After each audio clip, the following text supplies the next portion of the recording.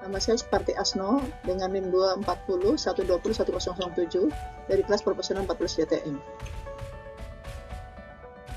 SDGs adalah pembangunan berkelanjutan di mana pada tanggal 25 September 2015 bertempat di markas besar PBB, para pemimpin dunia secara resmi mengesahkan agenda tujuan pembangunan berkelanjutan.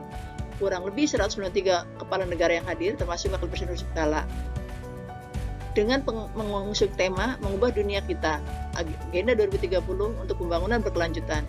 SDGs yang berisi 17 tujuan dan 169 target, merupakan rencana aksi global untuk 15 tahun ke depan, berlaku dari tahun 2016 sampai dengan 2030, guna mengakhiri kemiskinan, mengurangi kesenjangan, dan melindungi lingkungan, sehingga seluruh negara tanpa kecuali negara maju memiliki kewajiban moral untuk mencapai tujuan dan target SDGs. Kita mulai pembahasan di SDGs yang pertama, yaitu No Poverty, menghapus kemiskinan. Mengakhiri kemiskinan merupakan salah satu isu lintas sektor yang termasuk ke dalam tujuan pertama pada Sustainable Development Goals. Dalam outcome dokumen Transforming Outward di tahun 2030, Agenda for Sustainable Development tujuan mengakhiri kemiskinan menjadi tujuan utama dari 17 tujuan yang disepakati dalam SDGs.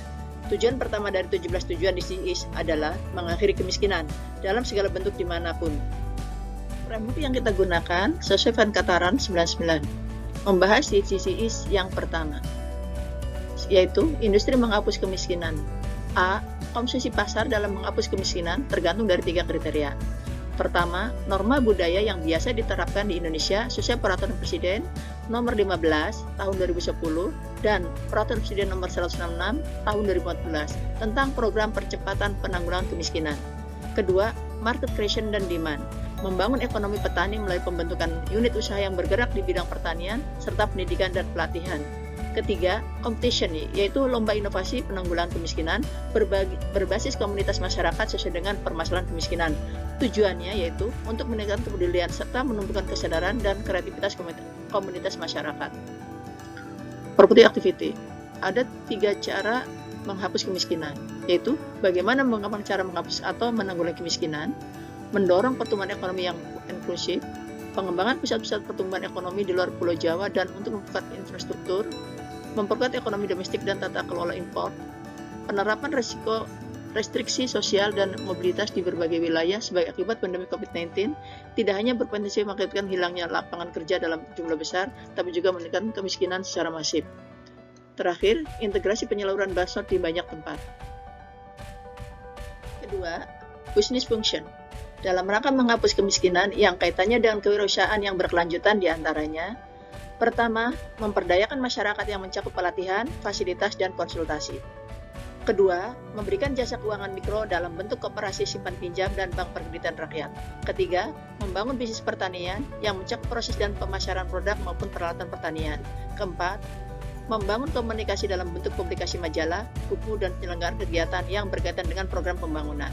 Kelima, membangun pariwisata alternatif dalam bentuk cultural, environmental, dan development experts program. Keenam, membangun jejaring kerjasama baik nasional maupun internasional dalam bentuk community forestry network. Terakhir, memberikan bantuan fasilitas untuk penyelenggaraan konferensi, program pelatihan, workshop, serta seminar. Channel cukup mudah untuk menemukan siapa dan di mana orang-orang miskin ada yang di kota dan di pedesaan. Cara penanggulangannya itu dengan bentuk dan ragam saran ekonomi yang akan disediakan bagi orang miskin, membuka akses pendidikan sosial, pendidikan ke daerah-daerah, melakukan advokasi pada pemerintah dan legislatif dengan agar mengeluarkan kebijakan pemerintah daerah, menelurkan aturan yang memudahkan akses penduduk miskin dan kesempatan kerja, kemudian melakukan pendampingan langsung dan rutin, dan melakukan evaluasi.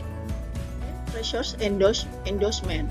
Salah satu usaha dalam mengentaskan kemiskinan yaitu ada 3 cara diantaranya perangi kemiskinan dengan pendekatan sains dan teknologi, yaitu untuk mengatasi kemiskinan yakni bantuan asing dan membebaskan perdagangan dengan negara-negara miskin. Kemudian, mendorong pemerintah di seluruh dunia meningkatkan pendanaan untuk pengobatan dan pencegahan. Kedua, financial insurance. Banyaknya jumlah penduduk Indonesia yang belum memiliki akses ke sektor keuangan formal. Kemudian asuransi juga bisa berperan dalam penanggulangan kemiskinan dengan cara memberikan alternatif mitigasi atas risiko besar yang meskipun kemungkinan kejadiannya kecil, tetapi memiliki dampak yang sangat besar. Kompetensi training dan accreditation. Pelatihan kompetensi dan akreditasi yang berkaitan dengan kewirausahaan merupakan cara untuk memperdayakan masyarakat miskin pedesaan. Strategi mengajaknya dilakukan melalui sharing kepada entrepreneurship education yang terbuka, diperkaya, dan dikritisi. Pendidikan harus memiliki kompetensi dalam bidang pelatihan dan pendidikan yang memadai, sehingga dengan adanya pelatihan yang memadai dapat membantu perekonomian masyarakat pedesaan. Oke. Institutional arrangement, penanggulangan kemiskinan melalui pendekatan pengaturan kelembagaan dengan 3 cara, yaitu pertama, legitimation. Presiden Joko Widodo meminta strategi percepatan pengentasan kemiskinan agar terkonsolidasi. Kedua, launch atau regulasi. Undang-Undang Sesuai Undang Nomor 24 Tahun 2004, Perda Nomor 2 Tahun 2014 tentang percepatan penanggulangan kemiskinan. Ketiga, pemerintah, swasta, dan masyarakat merupakan 3 elemen kunci dalam program pengentasan kemiskinan. Di Indonesia diklasifikasikan menjadi 2 program, yaitu the free of first dan emergency.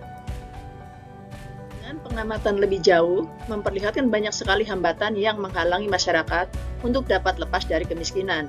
Ketidakberdayaan mereka dalam menguasai akses ke berbagai sektor menyebabkan mereka semakin terpuruk. Sudah cukup banyak program-program pemerintah yang ditujukan untuk golongan miskin, namun kenyataannya tidak semua berjalan sebagaimana mestinya. Hal ini dikarenakan setiap pejabat masa kini mereka berhak menganggap semua program di masa lalu itu gagal. Oleh karena itu, sangat diperlukan hadirnya organisasi-organisasi sosial yang dapat meningkatkan kemampuan masyarakat golongan miskin. Organisasi yang dibentuk harus diusahakan tidak dikuasai oleh segelintir golongan masyarakat, tetapi merupakan organisasi yang melibatkan seluruh elemen masyarakat, sehingga dapat diharapkan dengan adanya peran aktif pemerintah, swasta, dan masyarakat tersebut dapat mengurangi kemiskinan, bahkan menghapus kemiskinan. Terima kasih. Itulah paparan SDGs 1 tentang menghapus kemiskinan. Mudah-mudahan bermanfaat. Wassalamualaikum warahmatullahi wabarakatuh.